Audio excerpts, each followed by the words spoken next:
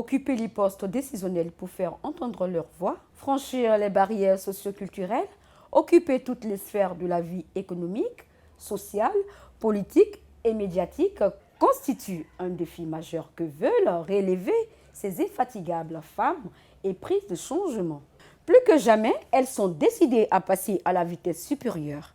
Elles le réussissent bien. Dans la dynamique de la parité homme-femme, 50-50 à l'horizon 2030, à l'échelle mondiale, les femmes se donnent les moyens pour y arriver.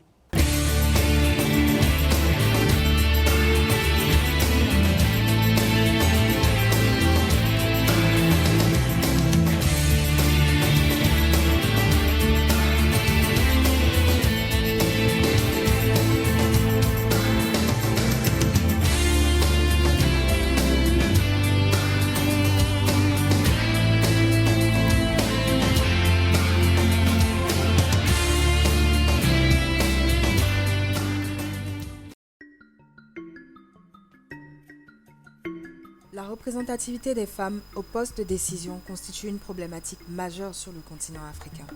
La Côte d'Ivoire n'échappe pas à la règle. Longtemps, les femmes ont été victimes de préjugés qui ne leur ont toujours pas été favorables. Elles ont donc joué les seconds rôles la plupart du temps. Cependant, depuis quelques années, l'on sent un véritable éveil des consciences sur la nécessité pour les femmes d'être associées, d'être partie prenante aux prises de décision qui les engagent et influencent la marche de la nation. De plus en plus, les femmes tiennent à se défaire des prises déformants sur lesquelles nombre de personnes les perçoivent. Comme à tout, les femmes mettent en avant le grand nombre d'actions de développement communautaire qu'elles ont toujours su mener à bien. D'ailleurs, la plupart du temps, les hommes sont les plus grands bénéficiaires de ces initiatives réussies. Ragaillardies par cet état de fait, les femmes qui se sentent de plus en plus en confiance aspirent à mieux. C'est pourquoi elles appellent les autorités compétentes à mettre l'accent sur la notion du genre dans tous les projets. En général, les hommes considèrent la femme comme le maillon faible de la société. Sur le plan culturel même, on le ressent dans les villages, la place de la femme, c'est à la cuisine, au champ, s'occuper des enfants. Et même, voyons bien, comme moi je suis pratiquement dans l'agriculture, les femmes n'ont pas droit à la terre.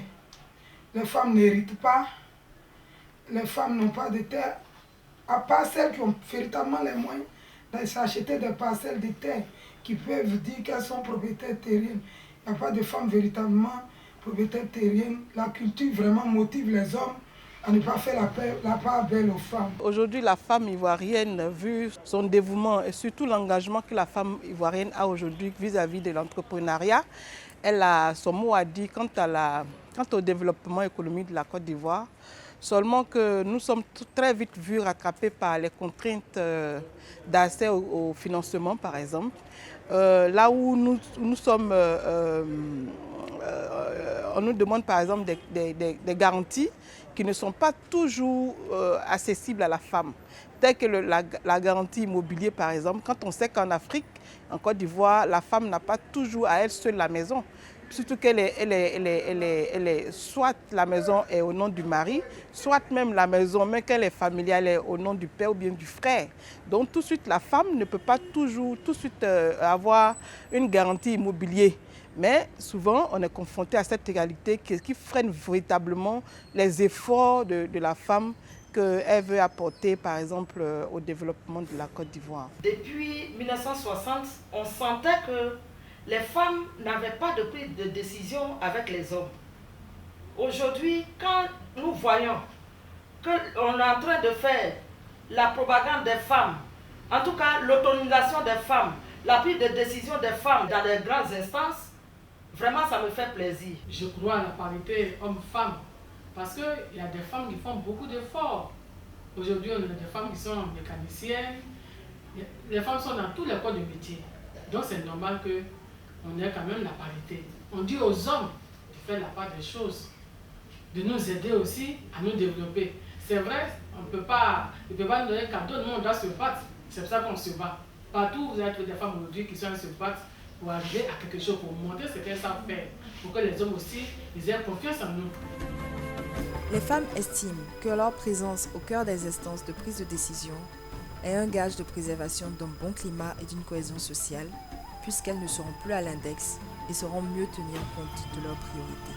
Une donne qui les éloignera de la vulnérabilité et la fragilité qui les ont toujours caractérisées.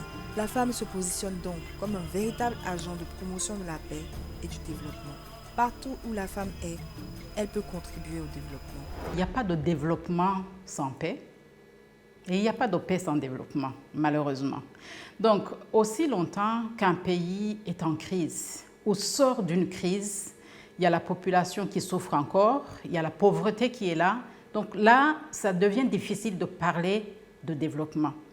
Ainsi, par exemple, la stratégie qu'utilise ONU Femmes en Côte d'Ivoire, c'est justement de cibler des femmes qui sont victimes des conflits, comme vous venez de le dire, les femmes qui sont pauvres, mais qui malheureusement manquent juste des moyens d'être lancées.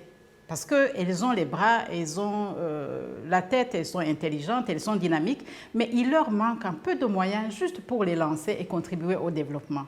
Donc pour nous, ces femmes, une fois qu'elles sont soutenues et qu'elles sont lancées pour le développement, ces femmes-là vont consolider la paix là où elles sont. Donc nous prenons par exemple les activités génératrices de revenus comme étant une stratégie.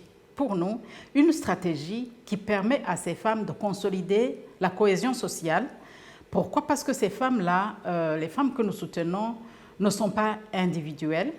On les prend au sein des organisations et une fois qu'elles ont un intérêt commun à protéger, ces femmes vont tout faire et vont lutter pour que la paix règne dans leur localité, dans leur communauté. Sinon, elles vont se dire, s'il y a encore des problèmes au niveau de notre communauté, on va tout perdre. On va perdre nos projets, on va perdre nos activités sur le terrain. Donc, nous avons intérêt en tant que femmes de nous unir et de protéger cet intérêt commun qui finalement devient l'intérêt de la communauté, parce que c'est l'intérêt pour le développement de la communauté et du pays en général.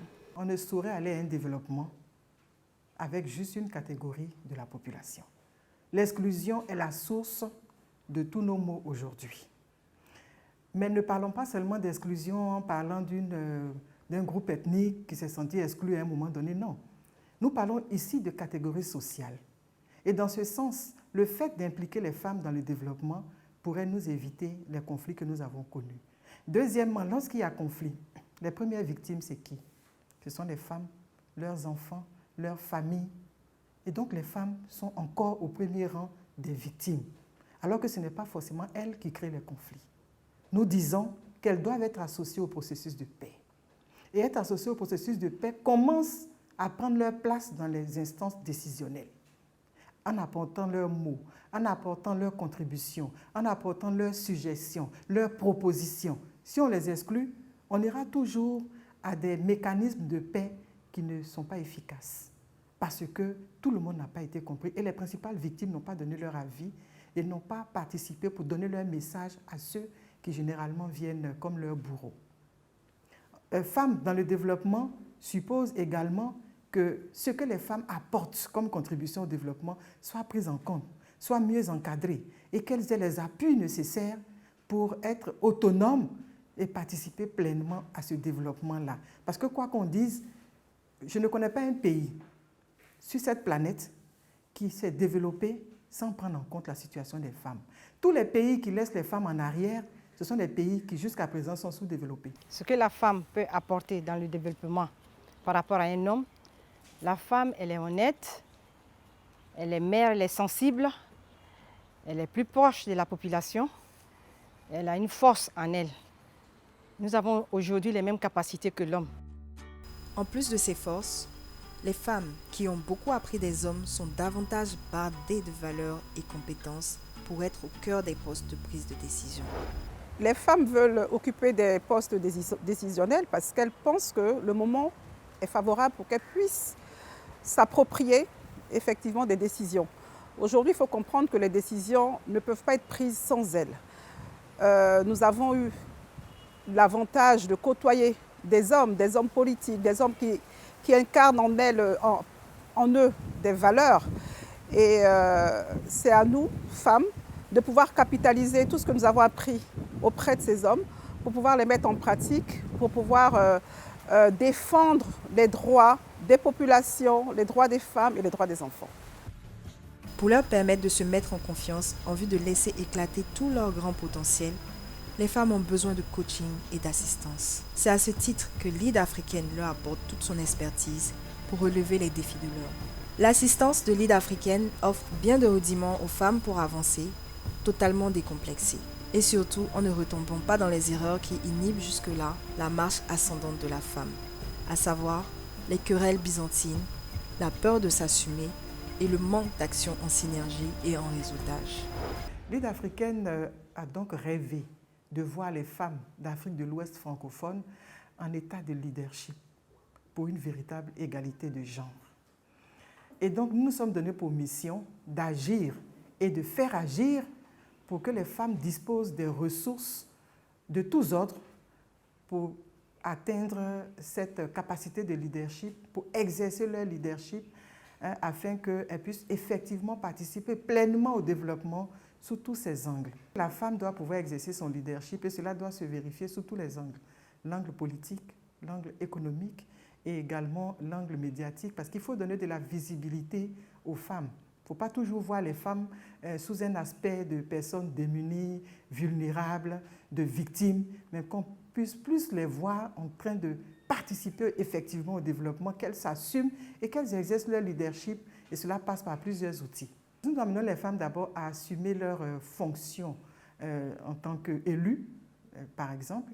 Nous les amenons à construire un programme politique, nous les amenons à savoir communiquer efficacement avec leurs cibles sur le terrain, non seulement avec les électeurs, mais une fois qu'elles sont élues, avec leurs différents administrés, mais qu'elles ont les compétences en termes de développement de la collectivité et qu'elles apportent la touche humaine, la touche féminine qui va faire changer les choses désormais. Une femme bien coachée, c'est une femme d'abord qui a un programme politique pertinent et donc qui sait répondre aux préoccupations des populations. Elle doit être en contact avec le terrain pour ressortir les problèmes auxquels la circonscription qu'elle vise est confrontée. Et cette femme-là doit pouvoir donner des réponses concrètes à ces populations, doit pouvoir exprimer ses réponses sans hésiter parce qu'elle est convaincue. Donc elle doit pouvoir l'exprimer avec conviction et avec enthousiasme pour que les gens partagent son rêve. Une femme bien coachée, c'est une femme qui, sur le terrain, sait persuader les populations de voter pour elle. Une femme bien coachée, c'est une femme qui sait exactement combien de voix il lui faut pour être élue et qui a les stratégies qu'il faut pour pouvoir mobiliser ce nombre de voix, sinon aller au-delà. Une femme bien coachée, c'est une femme qui sait parler à ses parents, à ses électeurs, pour qu'ils se disent « pourquoi pas une femme ?» Dans un monde où le pouvoir est surtout politique, les femmes qui sont, pour l'instant, majoritairement reléguées aux tâches routinières comptent vraiment changer la donne. L'élite se dit disposée à soutenir le grand nombre à arracher, à force d'entrepreneuriat et d'hardiesse à la compétition et parcelle de pouvoir. Une vision qui s'imbrique parfaitement avec celle d'une femme qui mise sur la parité 50-50 entre femmes et hommes à tous les postes clés d'ici à 2030. Dans l'espoir de l'atteinte de ce résultat, cette organisation onusienne multiplie les actions de terrain, sans doute à la fois pour rattraper le retard et mettre une douce pression sur tous les décideurs. Le pourcentage en Côte d'Ivoire est très réduit dans les sphères de prise de décision. Pour la responsable d'ONU Femmes, le système de quotas s'impose et, en la matière, il y a une bonne avancée, même si les choses méritent une amélioration. L'introduction des quotas en Côte d'Ivoire ou ailleurs est normalement un processus qui permet au pays d'avancer un peu sur la question de la participation de la femme. Et ONU Femmes soutient dans la mesure où c'est une proposition qui émane de la grande conférence mondiale sur les femmes qui s'est tenue à Beijing en 1995. La conférence interpellait les États à mettre en place des systèmes de quotas qui pourraient permettre l'avancée de la participation des femmes dans des sphères de prise de décision. Ainsi, ONU Femmes donc soutient cette démarche qui permet au pays d'avancer sur la question. En Côte d'Ivoire, nous avons un pourcentage très très réduit des femmes dans les sphères de prise de décision, ce qui fait que si vraiment le pays veut avancer rapidement sur la question d'égalité, le système de quotas s'impose. Le système de quotas s'impose parce que sinon, il y a la volonté politique qui est là, qui permet à avoir un certain pourcentage, on a 30% au niveau du Conseil économique et social, ce qui est une très bonne chose. Récemment, les nominations des membres de la commission qui va travailler sur la Constitution, il y a 30% de femmes, c'est une très bonne avancée. Mais compte tenu du fait que dans les autres institutions, il y a encore 10%, moins de 10% dans certaines, 25% au gouvernement, on sent que le quota attendu au niveau non seulement régional, mais mondial, n'est pas encore atteint. Donc, la Côte d'Ivoire pourrait bien se doter d'une loi, justement, sur les quotas qui va imposer une présence d'au moins 30% de femmes dans les sphères de prise de décision. Les femmes ivoiriennes sont très engagées. Les femmes ivoiriennes sont très engagées, mais elles sont confrontées à pas mal de contraintes, parce que celles, par exemple, que nous connaissons qui sont déjà dans la prise de décision, elles ont déjà partagé les contraintes qu'elles rencontrent, les différents défis auxquels elles doivent faire face. Et c'est donc une question de soutenir la participation de ces femmes, parce que si je peux vous donner l'exemple des femmes qui sont déjà aujourd'hui des femmes mères, nous avons les femmes qui sont au Parlement, mais quand elles vous racontent le processus par lequel elles sont passées, vous comprenez que si rien n'est fait pour essayer de booster leur participation, on sera même en 2030 ou en 2050 avec un pourcentage très réduit des femmes. Donc, à un certain moment, on se dit, la volonté est là, c'est vrai, mais ces femmes-là, si elles ne sont pas très actives au sein des partis politiques, si au sein des partis politiques, ces femmes ne sont pas bien positionnées sur les listes électorales, maintenant, qu'est-ce qui va rassurer les partis politiques pour que justement elle positionne des femmes en rang utile? C'est de savoir si cette femme pourra conduire une campagne électorale et que cette femme va réussir. La pauvreté que les femmes ont, malheureusement, ne permet pas qu'elles soient aussi, je dirais, aussi actives sur le terrain pendant la campagne, parce que ça nécessite des moyens que les femmes n'ont pas. Donc tout ça, ça fait partie de certaines contraintes. Si je ne parle pas maintenant je dirais de la tradition, de la culture, des problèmes au niveau social qui les arrêtent, qui les freinent un peu et qui les fait hésiter un tout petit peu. Bref, on se dit quota oui, mais maintenant mesures accompagnatrices de ces quotas, parce que le quota peut être bien accepté en Côte d'Ivoire, mais s'il n'y a pas de mesures accompagnatrices maintenant qui permettent à ces femmes d'être, je dirais, de mener une bonne campagne, le quota sera là, la femme sera bien positionnée, mais en fin de compte, peut-être le parti pourrait perdre même si la femme n'y arrive pas. Ainsi donc, ONU Femmes est disposée à accompagner ces femmes.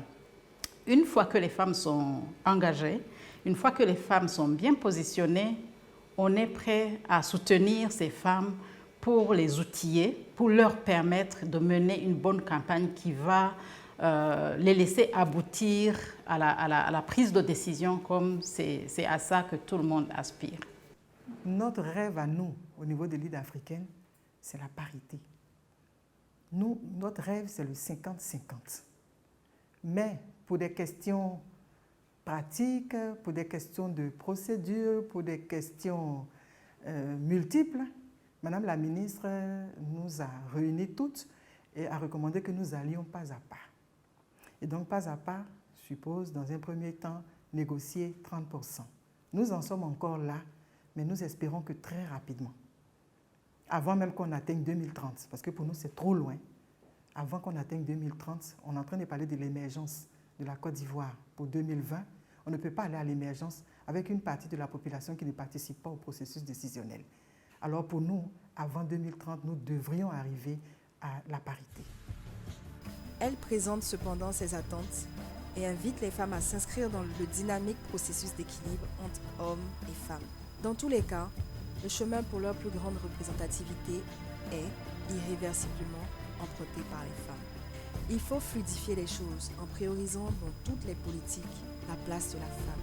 Plusieurs hommes le comprennent et affichent une plus grande ouverture et une sincère disposition d'esprit à accompagner les femmes dans ce noble combat. Le premier appel concerne beaucoup plus les femmes qui sont intéressées par la politique, donc qu'aujourd'hui et demain, elles sentent qu'elles sont interpellées et qu'elles participent très activement. Nous sommes là pour les soutenir, pour que leur leadership soit vraiment visible et qu'il ait un impact réel sur la vie de la nation. Évidemment, je n'oublie pas les femmes qui sont beaucoup plus concentrées sur l'entrepreneuriat.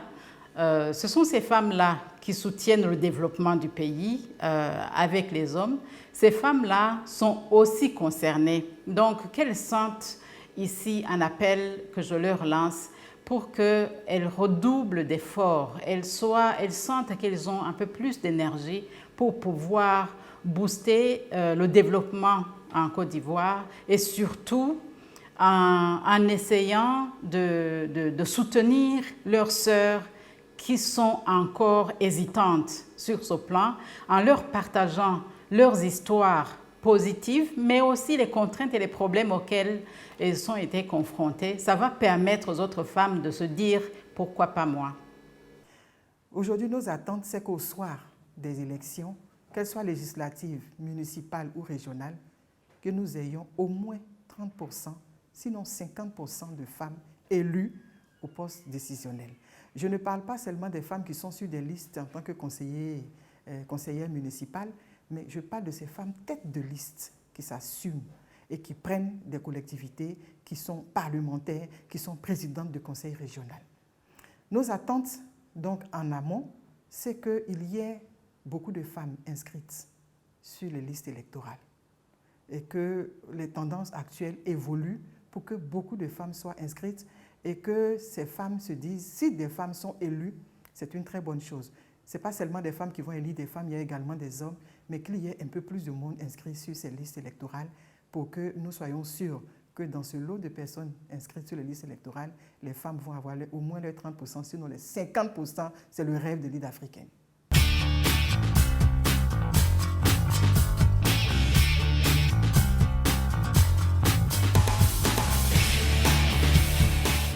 Financé par le Japon et en partenariat avec le ministère de la Promotion de la Famille, de la Femme et de la Protection de l'Enfant, le projet sur la vulnérabilité des femmes et des filles face à la déstabilisation et la violence à travers leur autonomisation, le dialogue communautaire et l'éducation dans le nord de la Côte d'Ivoire est mis en œuvre par ONU Femmes.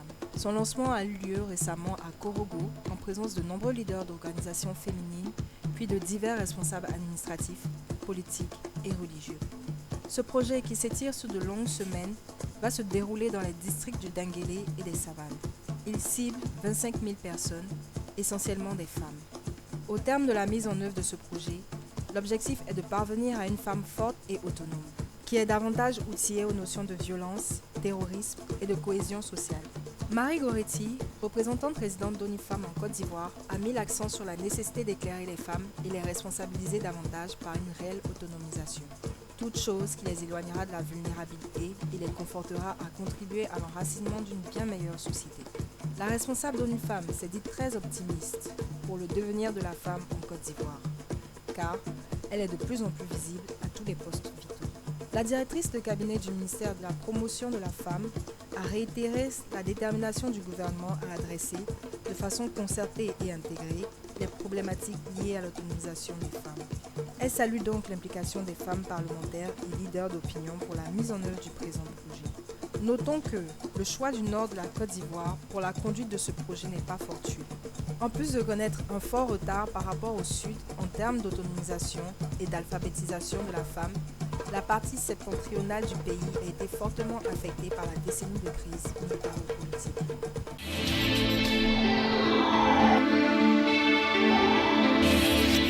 Qui pourrait arrêter l'élan entrepreneurial d'une gente féminine décidée à en découdre avec les stéréotypes? Là où on les attend le moins, elles surprennent, excellent et forcent l'admiration par le sérieux de leur travail. Elles prennent leur place et n'attendent pas. L'égalité des chances n'est plus un leurre avec toutes ces politiques qui se mettent en place au gré du temps pour permettre à la femme de s'exprimer pleinement et contribuer efficacement au développement de nos pays. Les femmes sont à la brèche. Rendez-vous dans 15 jours à la découverte d'une autre actualité féminine.